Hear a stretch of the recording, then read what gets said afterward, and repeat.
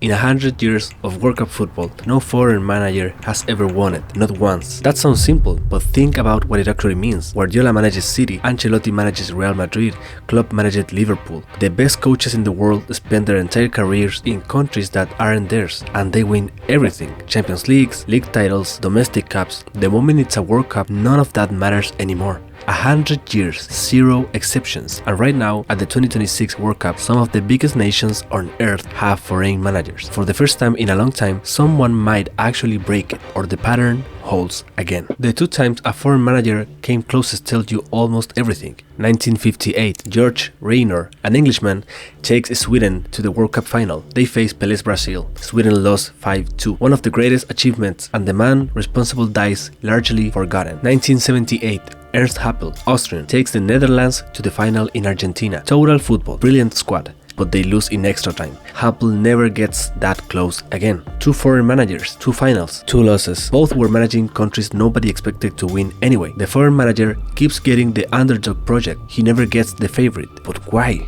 Klopp is German. Liverpool fans will build him a statue. Guardiola is Spanish. Manchester City named a stand after him. But international football runs on completely different logic. The club manager is hired to win, of course, but the national team manager is the symbolic face of a country's football identity, what it believes in, how it plays, what kind of team it thinks it is. That's a job a foreigner can prepare for. But there's a layer underneath the preparation that preparation alone can't reach. Sven-Göran Eriksson, for example, took England to two World Cup quarterfinals with Beckham, Lampard, and Owen in their prime. Decent return, but the English press treated his presence as a national embarrassment, not his results, his presence. When he left after 2006, the reaction was relief that the experiment was over, that the job was going back to someone who belonged to it. That reaction tells you what the job actually is, and once you see it that way, the two managers who came closest to breaking this pattern start to look very different. Who's Hiddink took South Korea to the 2002 semi-final. Rie Hagel won Euro 2004 with Greece, the most shocking international result in living memory,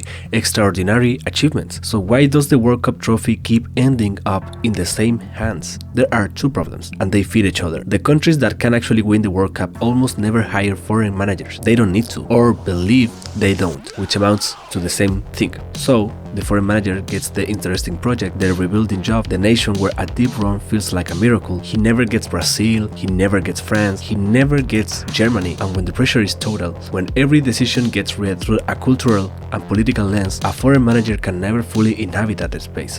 When a local manager makes a controversial call, he's one of them. Imperfect, maybe wrong, but it's his call to make. When a foreign manager makes the same call, the conversation shifts. He doesn't feel it the way they do. That standard has never been fair. International football in general has never promised to be fair. There is a moment from 2022 that puts all of this into a single image. Morocco beat Portugal in the quarterfinal. When the whistle goes, their manager Walid Regragui, former Moroccan international, breaks down completely, on his knees, crying, surrounded by his players. That wasn't professional, it was personal. It went back further than football. A foreign manager can prepare for that moment. He can want it as badly as anyone, but what Regragui felt and what those players felt watching him feel it is exactly what the World Cup has always run on. You can import it.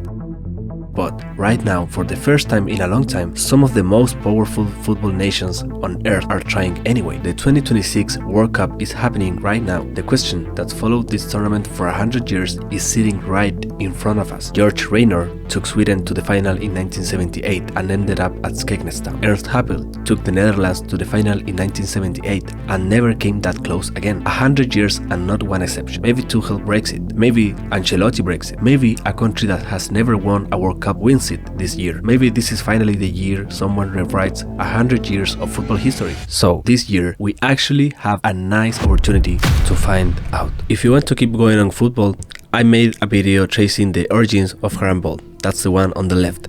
And if you want to stay in the World Cup but take a completely different angle, I broke down why Tim Payne became the most talked about player on the internet in 48 hours and what the psychology behind that actually looks like. That's the one on the right. Either way, I'll see you there. And if you made it this far, subscribe.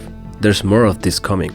Drop a comment with who you think break the streak first. I want to know.